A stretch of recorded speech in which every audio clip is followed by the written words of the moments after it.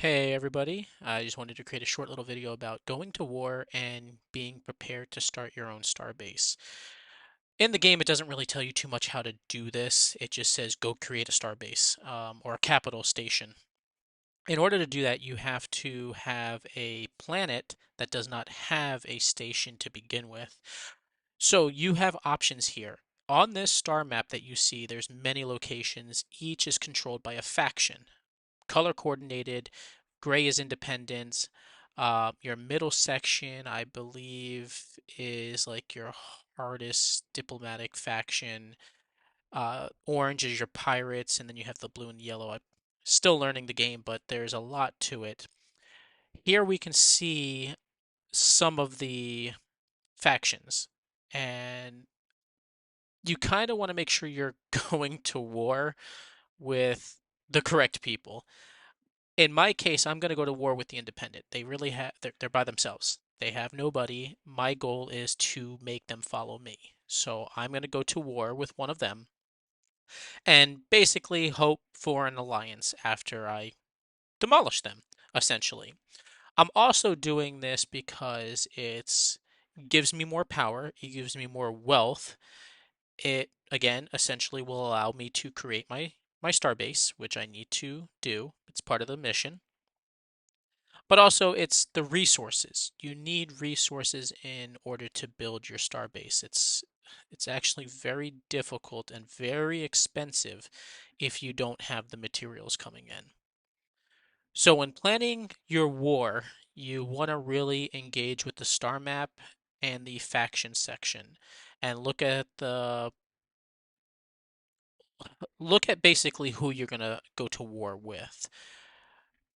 I'm choosing, as I said, somebody in the independent because they're not going to really have security there and they're not really going to have backup. And I can double check that by going back and forth by seeing who owns the certain sector, or in this case, system. And I'm gauging in how many planets are there, how many stations are there, and who is ruling it. And also security, because if security is there and they see me go into war, again, I'm um, creating a bad vibe. Essentially, as I said in a previous video, you have choices in this game. So how you want to play the game, either being basically good, neutral, or evil in a sense. I'm trying to go that neutral route. I'm trying to dominate with power, but I'm also trying to say, hey, we're here to protect you essentially. We're not here to rob from you, we're just here to protect you, but we need to do what we need to do to grow. So I think I finally narrowed it down to a faction that I kind of want to go after, and it's the House Barine. Their outpost that I kind of look for is through the tactical map. So now that I found a faction that I'm okay with going after, I need to find a location I'm okay with going after. So on that screen, you got a glimpse of kind of their power, how much they are producing there, how many people there, how populated it is, and a couple other information.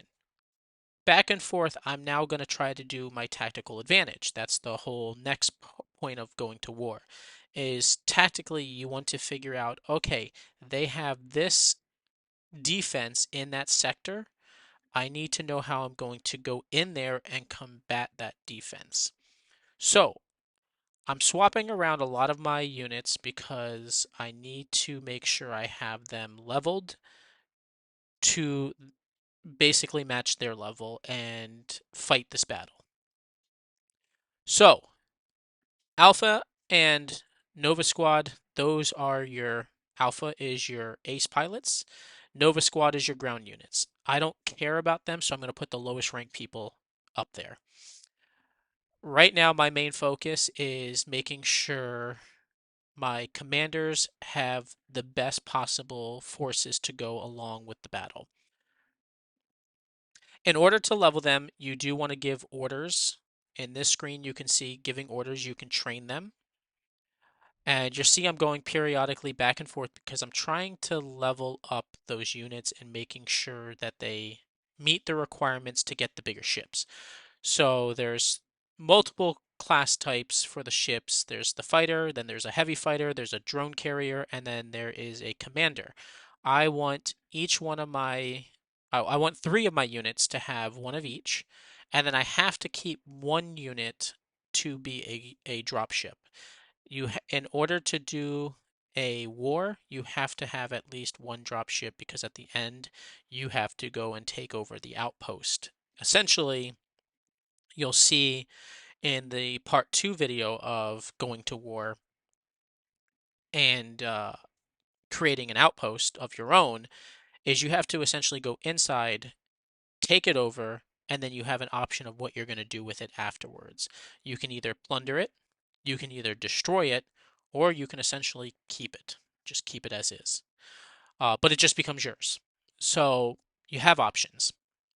So in the tactical map, when we're ready to go to war, you have in the green section is reinforcement.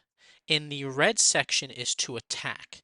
In order to go to war and make sure that you can proceed to the next step, you have to have units that are attacking the center, not just reinforcing.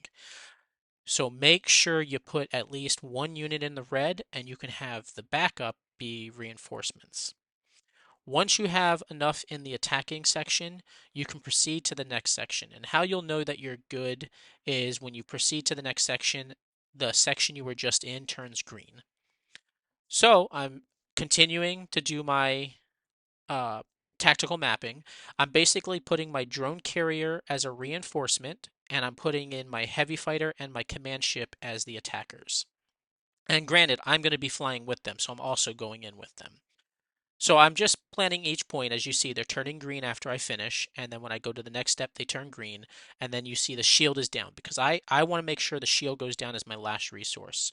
Uh, re, Last tactical. Turret just means all the other stations will not be able to fire at me. Uh, of course, the wrench and the cog wheel just means repairing. You have the other one, the last one that I attacked was shield, and then the very final one is your drop ship. As you can see, I bring the drop ship in, we land, and we're now ready to take over, and so we want to execute this. So, once you have it all planned out and you like everything, you're going to hit close, and then you're going to click to execute. And that means you're ready to go to war. So this is a bonus section real quick. I wanted to show off just a little bit of the reform and tax policies. A lot of information here. You really want to read through this because I have put 0. I'm being a nice guy right now. And then here is the reform. If you didn't like the choice that you picked at the beginning of the game, you can always change it here. So that is how you plan a war, and I hope it helps. If you have any questions, feel free to leave a comment down below. Please like and subscribe the video if you enjoyed it. I am trying to make as much content as I can for the game because I think it has a lot of potential and I love it. I'm also going to be doing some other videos for this series. Again, this is just part 1. Part 2 will now show you the war initiated and how you should fight the war alongside what you just did for the tactical map. Catch you in the next video.